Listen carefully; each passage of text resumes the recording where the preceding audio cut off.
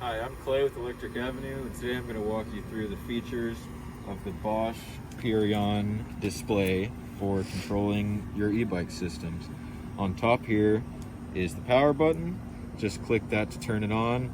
By default, it's going to say off there. That's the pedal assist mode. You can use these plus and minus buttons to cycle through the modes. You have off, eco, tour, sport, and turbo being the highest mode.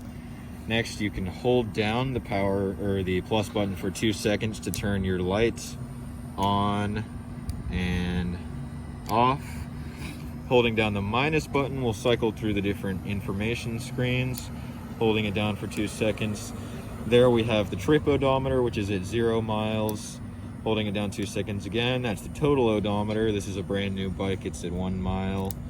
Holding it down again, that's our estimated range. In turbo mode right now, it's at 29 miles. In eco, it would be more in the 60s or 70s.